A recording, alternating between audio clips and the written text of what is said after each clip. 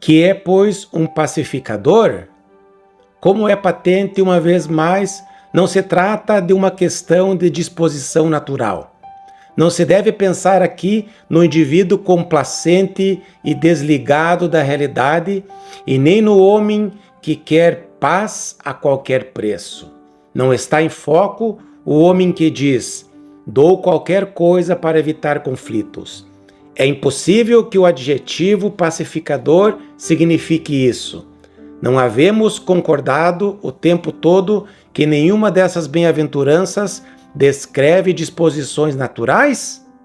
Contudo, não é somente isso. Essas pessoas complacentes e moleironas, com frequência, são destituídas de todo senso de justiça e retidão. Elas não tomam posição quanto àquilo que deveriam defender. Antes, são indolentes, parecem ser gentis. Não obstante, se o mundo tivesse de viver de conformidade com tais princípios e com tais indivíduos, ainda estaria em pior situação. Portanto, quero acrescentar que se alguém é um pacificador, nem por isso é um apaziguador, conforme tantos dizem atualmente. É possível uma guerra ser adiada mediante o apaziguamento, mas geralmente isso envolve a necessidade de se fazer algo que é injusto e errado, somente para evitar o choque. Ora, não se estabelece a paz meramente evitando o conflito armado, pois não dá solução real ao problema. A nossa geração deveria saber disso com absoluta certeza. Não. Está aqui em vista a atitude do apaziguador. Assim sendo, que é um pacificador? É uma pessoa a respeito de quem podem ser atribuídas duas coisas básicas. Passivamente falando, podemos dizer que o pacificador é um indivíduo pacífico, pois quem é pugnaz não pode ser um pacificador. Ativamente falando, esse indivíduo, sem dúvida, é pacífico. É alguém que procura estabelecer ativamente a concórdia. Tal pessoa não se contenta apenas em deixar em paz os buliçosos, e nem o seu interesse é apenas manter o status quo, mas é um homem que deseja a paz e está disposto a fazer tudo quanto for mister para que essa paz seja instaurada e mantida. Esse homem busca agir ativamente para que haja paz entre homem e homem, entre grupo e grupo, entre nação e nação.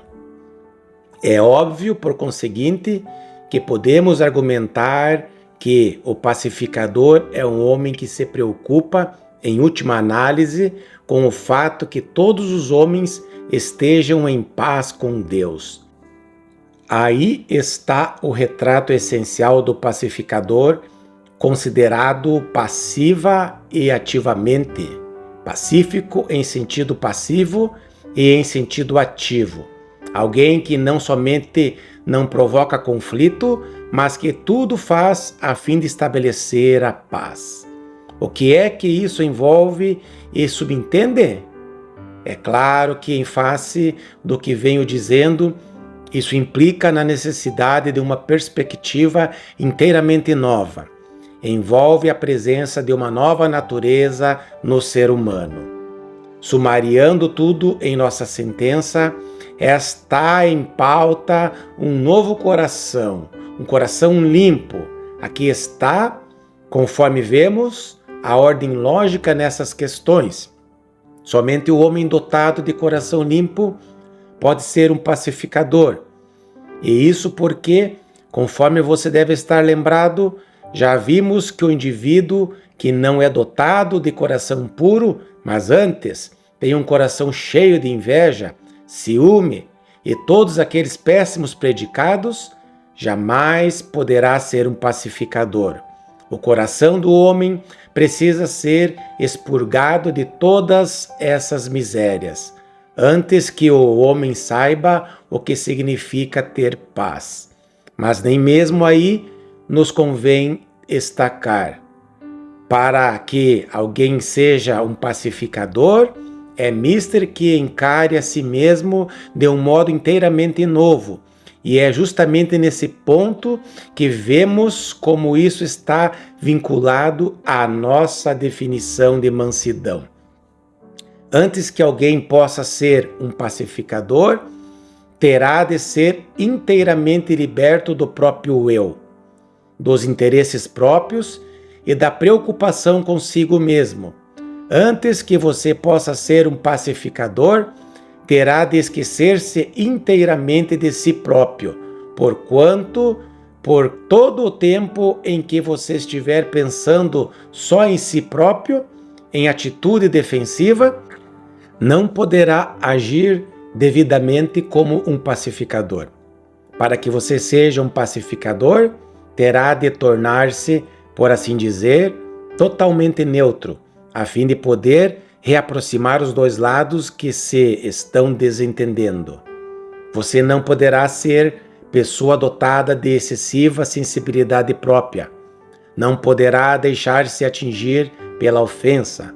Não poderá pôr-se em atitude defensiva.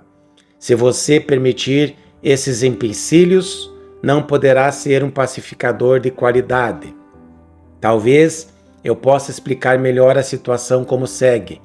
O pacificador é o indivíduo que não fica sempre encarando tudo em termos dos efeitos que as coisas possam exercer sobre ele. Ora, não consiste nisso toda a dificuldade firmemente implantada em nossa natureza? Consideremos todas as coisas conforme elas nos afetam. Que reação isso poderá causar em mim? O que tudo isso significa para mim?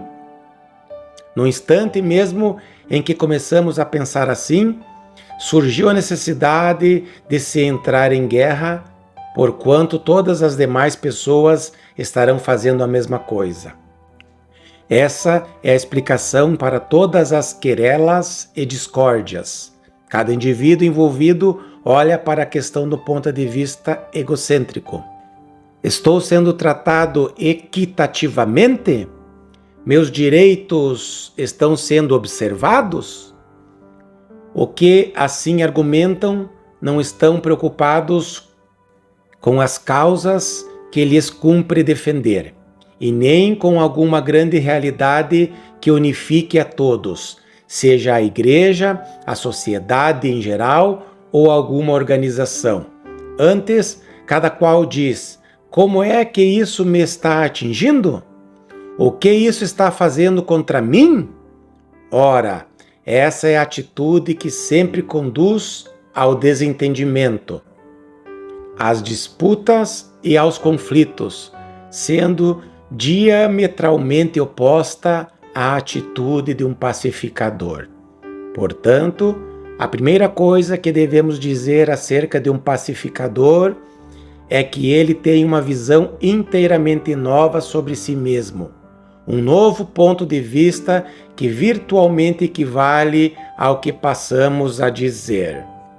Ele já viu a si mesmo, tendo tomado consciência que, em um certo sentido, o seu eu, tão miserável e desgraçado, nem merece atenção. Esse eu é tão desgraçado, não tem direitos e nem privilégios, e nada merece. Se você já se viu como alguém que precisa ser humilde de espírito, se você já se lamentou chorando em face da negridão do seu coração, se você já enxergou como realmente é e sentiu fome e sede de justiça, então você não continuará exigindo que os seus direitos e privilégios sejam atendidos e nem ficará perguntando: qual é a minha parte nisto ou naquilo? Antes, você ter-se-á esquecido inteiramente de si mesmo.